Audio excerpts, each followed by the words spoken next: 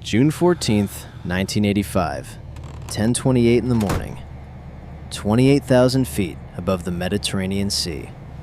A stewardess in first class hears screaming from the back cabin. When she pulls back the curtain, a man sprints toward her, fly kicks her in the chest, and drags her by the hair toward the cockpit. Behind them, a second man, handgun in one hand, the pin of a live grenade clenched between his teeth. If he opens his mouth, everyone dies. Before the stewardess can scream a warning, both men kick in the cockpit door and pistol whip the flight crew. One of them presses the gun against the captain's temple and gives him a new destination, Beirut, Lebanon, now. The hijackers have demands, they have weapons, and they have 153 American hostages who just became the most valuable bargaining chips on the planet. What happens next will drag 3 countries, 2 militias, 1 president, and the entire United States Navy into a 17-day nightmare that rewrites the rules of international terrorism. This is TWA Flight 847, the longest, most chaotic airplane hijacking in history. And it starts with a broken metal detector. In 12 hours, a routine flight would become an international crisis. But right now, the biggest problem was a faulty metal detector. 3 men in suits waited to board TWA Flight 847 at Athens International Airport. Muhammad Ali Hamadi, 21 years old, turned 21 yesterday. Hassan Iz al-Din, 22. Ali Atwa, 24. All 3 were Hezbollah. All 3 had one mission: kidnap Americans and trade them for 766 Lebanese prisoners rotting in Israeli jails. Flight 847 was perfect. Cairo to Athens to Rome to Boston to Los Angeles. The plane was packed with American citizens returning home. Businessmen, tourists, families. Walking bargaining chips. But Hezbollah didn't create these men. Israel did. 3 years earlier, Israel invaded Lebanon. They called it Operation Peace for Galilee. The Lebanese called it a massacre. Entire villages flattened, thousands killed, thousands more dragged into Israeli prisons without trial. Hamadi lost his brother in the bombings, his wife, his infant daughter. One day they were alive. The next, they were buried under rubble that used to be his home. Iz al-Din watched his neighbors disappear in the middle of the night. Atwa's cousin was one of the 766 prisoners locked in a cell in northern Israel for the crime of being in the wrong place. These weren't masterminds. They were 20-somethings with nothing left to lose and a list of names they wanted back. And today, they were going to get the world's attention. Athens Airport in 1985 was a security disaster. Connecting flights were rushed, screenings were skipped.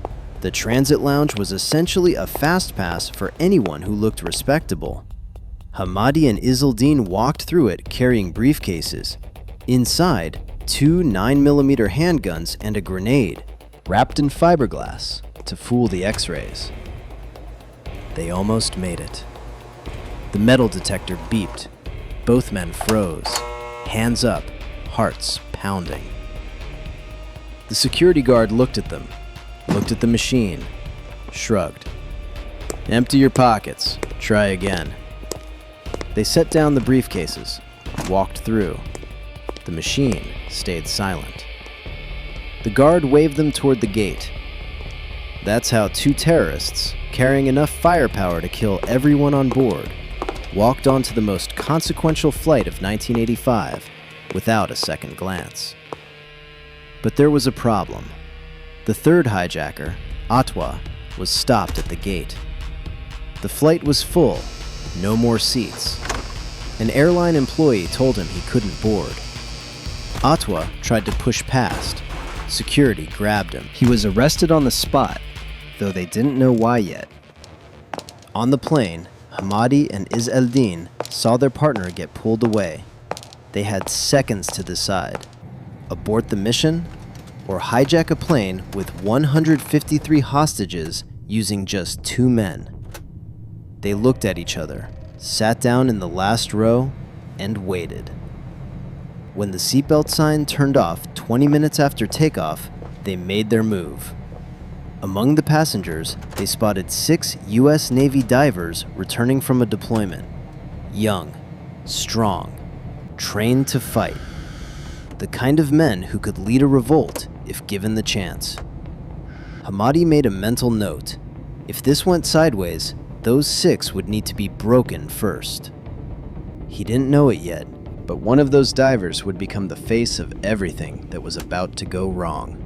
His name was Robert Stetham. He was 23 years old. In less than 24 hours, he would be dead. The cockpit door was designed to keep passengers out. It took 2 kicks to break it down. At exactly 10:28 a.m., Hamadi and Izaldin pulled their weapons and charged. The first person they encountered was Uli Derrickson, the flight's chief purser. German-born, 41 years old. The kind of woman who had seen enough turbulence, both literal and figurative, to stay calm when everyone else was screaming. Hamadi kicked her to the ground, grabbed her by the arm, and dragged her to the front of the plane as a human shield. What he didn't know was that Derrickson spoke fluent German. So did he. This small coincidence would save dozens of lives over the next 17 days. Inside the cockpit, Captain John Testrake had 30 years of flying experience. None of it prepared him for a gun pressed against his skull. Beirut, Hamadi said. Now. Testrake didn't argue. He turned the plane east. The hijackers' first order was reorganization. All 153 passengers were moved. Men to window seats, women on the aisle. Everyone with their hands behind their heads and elbows on their knees. Then Hamadi made a demand that would define Uli Derrickson's role for the rest of the crisis. Identify the Jews. Derrickson's stomach dropped. She knew what happened to Jewish hostages in situations like this. She also knew she was the only person on the plane who could communicate with Hamadi. No, she said. Hamadi raised his gun. No, she said again. He didn't shoot. He needed her. She was the only translator he had. But Hamadi wasn't stupid. He collected every passport on the plane and went through them himself, pulling aside anyone with a Jewish-sounding name. 8 passengers were separated and moved to first class. Marked. He also found the 6 Navy divers. Young, fit, dangerous. They were moved to the front too. Close enough to watch. Close enough to hurt. TWA 847 approached Beirut International Airport. Hamadi radioed ahead with demands: fuel, food, and a clear runway. The control tower's response? No. They blocked the runway with buses, turned off the landing lights, told Testrake to go somewhere else. Captain Testrake grabbed the radio. He has pulled a hand grenade pin and is ready to blow up the aircraft if he has to.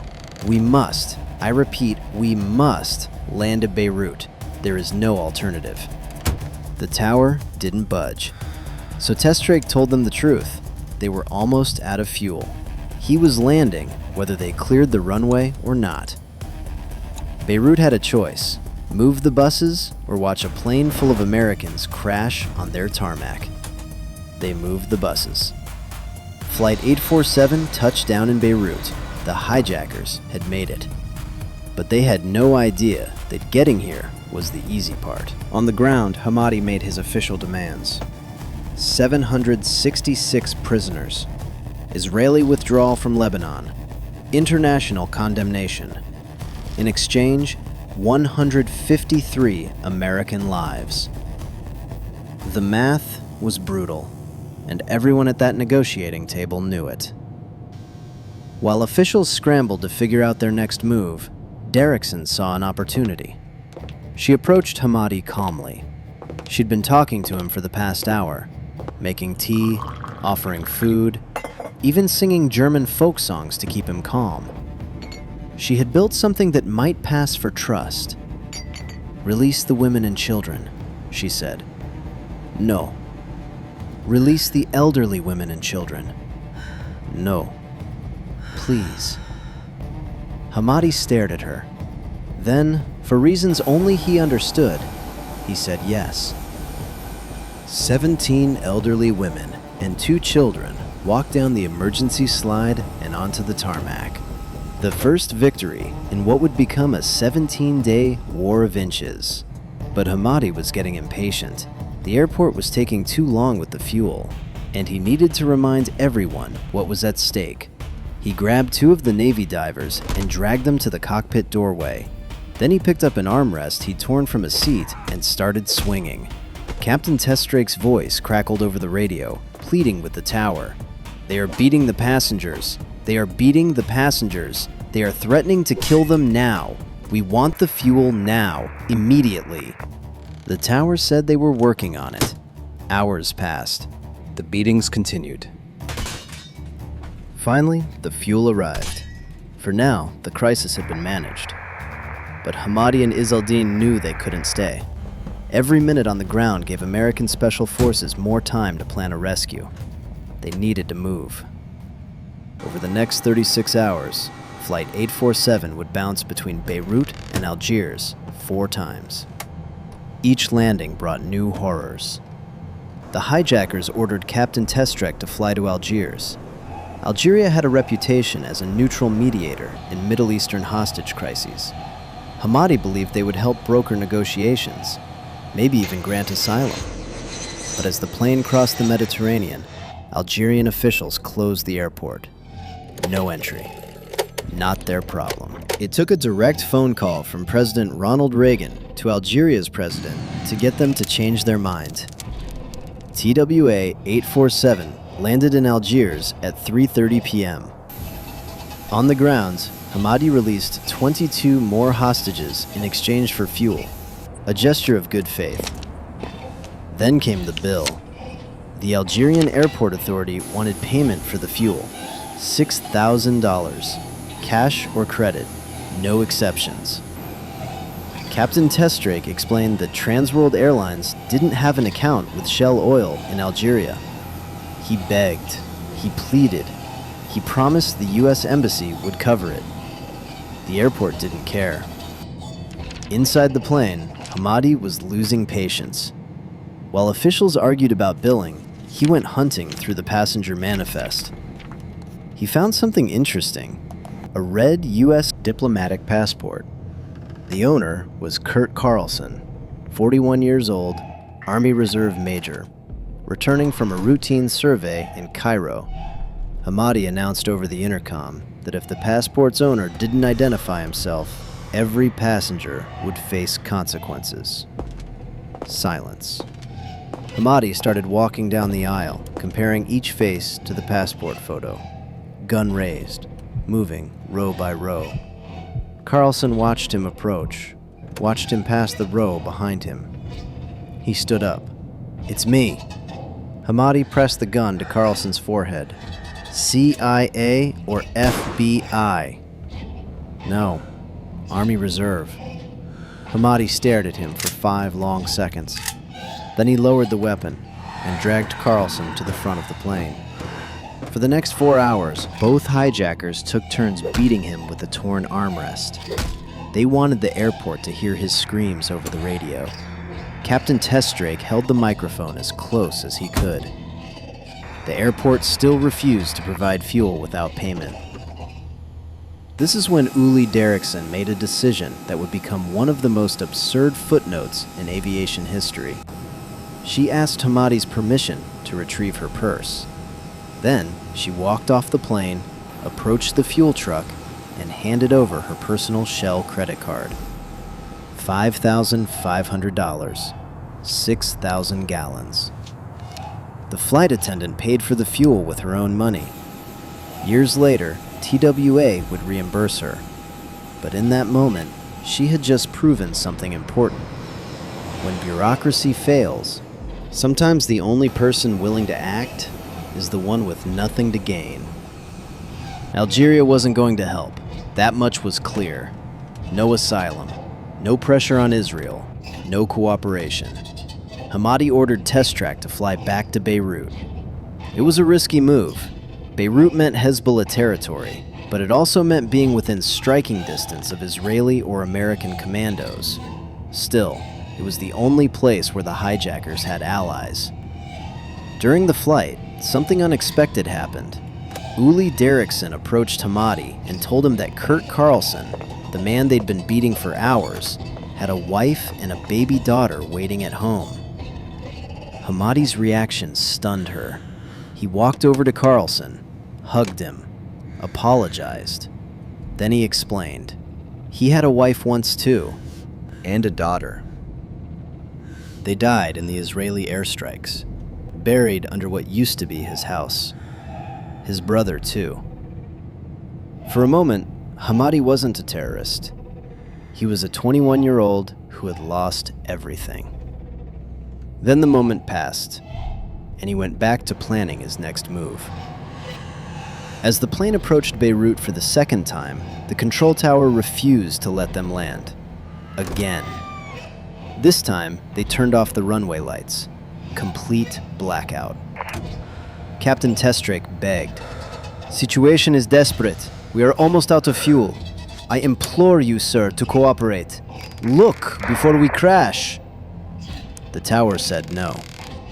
So Izzeldin grabbed the radio himself. "If you don't let us land, we will crash the plane into the terminal." The runway lights came back on. For the third time in 24 hours, Flight 847 landed in Beirut. This time, someone would die. Hamadi knew they couldn't do this alone anymore. Two men couldn't hold 153 hostages indefinitely. He radioed Hezbollah. He also reached out to the Amal movement, a larger Shiite militia with better resources and political connections. Hezbollah and Amal were rivals, but they shared one goal: freeing the 766 prisoners from Israel. For now, that was enough. But first, Hamadi needed to prove he was serious. He had the control tower's attention. Now, he needed the world's. He ordered his men to bring Robert Stetham to the cockpit doorway. Stetham, the 23-year-old Navy diver, the one Hamadi had marked as dangerous from the beginning. They blindfolded him with strips of torn shirt, tied his hands with luggage straps. Then they started beating him. Hamadi held the radio microphone to Stetham's face, waiting for him to scream. Stetham didn't make a sound. They beat him harder, hit him in the ribs, the face, the kidneys. Nothing. For reasons no one will ever fully understand, Robert Stetham refused to give them the satisfaction of hearing him break. The control tower still refused their demands, so Izzeldin gave Hamadi an order. Hamadi dragged Stetham to the open door of the aircraft, pressed the gun to his head, and fired. Stetham's body fell to the tarmac. A second shot followed. Captain Testrake's voice came over the radio, barely holding together. "Did you hear that? They just shot a passenger. He just killed a passenger. There will be another in 5 minutes."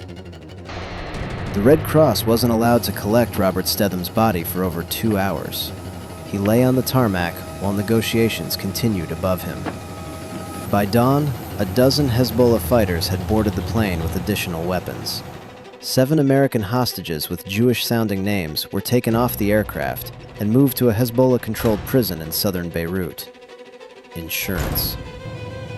The remaining 39 hostages were now scattered, some on the plane, some in safe houses across the city, some God knows where.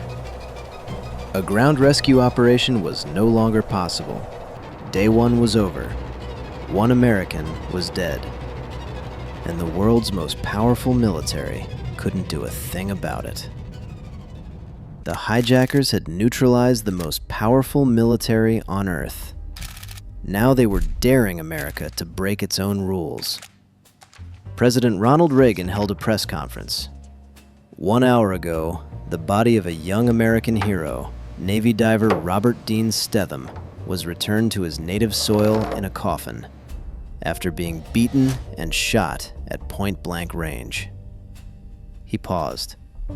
Let me make this plain to the assassins in Beirut and their accomplices. America will never make concessions to terrorists.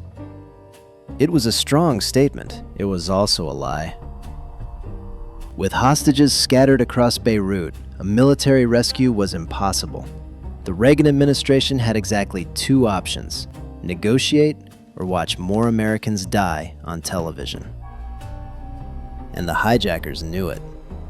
Remember the third hijacker, Ali Atwa, the one who couldn't board the plane in Athens? After the hijacking made international news, Greek authorities connected him to the attack. He was sitting in an Athens jail with a briefcase full of weapons. Hamadi sent a message: release Atwa or one Greek hostage dies every hour. Greece caved immediately. They put Atwa on a plane to Algiers, where he rejoined the hijacking already in progress. By day 3, the operation had evolved. Nabi Berri, the leader of the Amal movement, had taken control of negotiations. He was smarter than the hijackers, more media savvy. And he understood something crucial. The United States could bomb Lebanon into rubble, but they couldn't bomb their way out of a hostage crisis without killing their own people. So Berri weaponized the one thing America couldn't destroy: public opinion. Over the next 2 weeks, he turned hostage-taking into performance art. Captain Testrake on the tarmac, surrounded by armed guards. 5 hostages at a press conference, asking the government to put aside fear, anger, and insult. Then 3 more interviews. Then 14. Every broadcast was a knife in Reagan's back. How do you maintain "we don't negotiate with terrorists" when American citizens are on television begging you to negotiate? Behind closed doors, the chess match intensified. Israel announced it would release 31 Lebanese prisoners. A test. Berri rejected it. All 766 or nothing. Israel released them anyway, hoping for goodwill. Berri responded by giving more interviews. The message was clear: partial deals wouldn't work. The Americans needed to break their own rule, or admit they couldn't. By June 30th, a quiet deal had been brokered through the United Nations. The terms? Israel would release all 766 Lebanese prisoners 1 month after the hostages were freed. The United States would withdraw its warships from the Lebanese coast. And most importantly, America could claim it negotiated with the UN, not with terrorists. Everyone saved face. Everyone lied. And after 17 days, it was finally over. The 39 remaining hostages were collected from locations across Beirut and transported to Syria. From there, they flew home to American soil. President Reagan held a ceremony to celebrate their freedom. He stood at a podium and made a promise. "I know you care deeply about Robbie Stetham and what was done to him. We will not forget what was done to him. There will be no forgetting.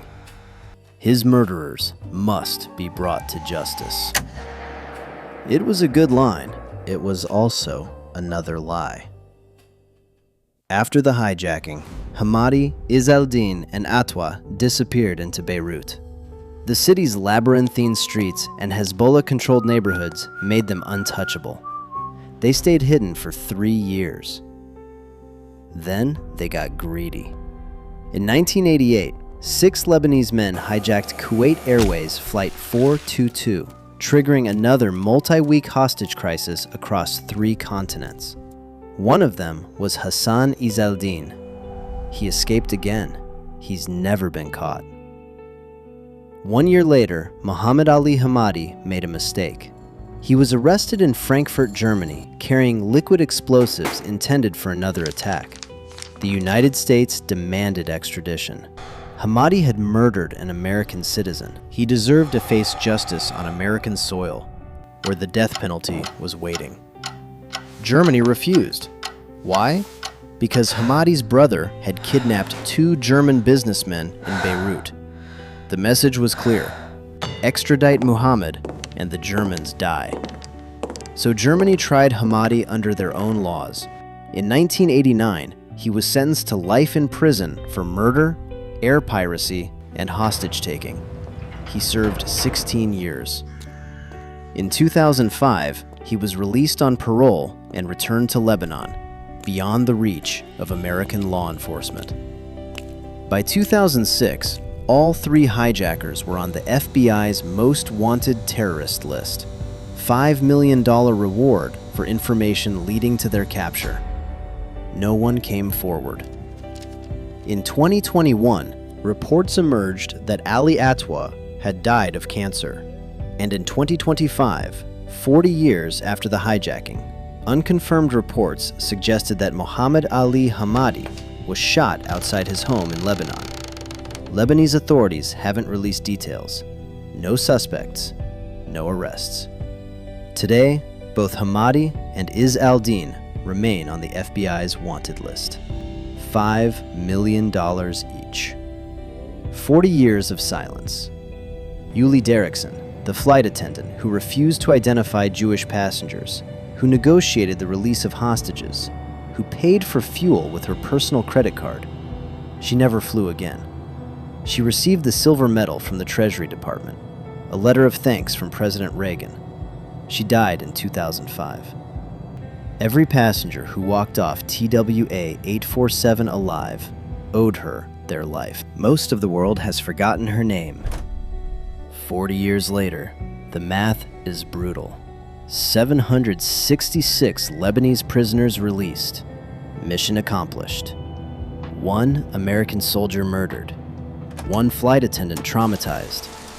153 passengers who will never board a plane without remembering. And the hijackers? 1 served 16 years in a German prison. Not for murder, for air piracy. He walked free in 2005. 1 was never caught. 1 might be dead. Nobody knows for sure. Here's what TWA 847 taught the world.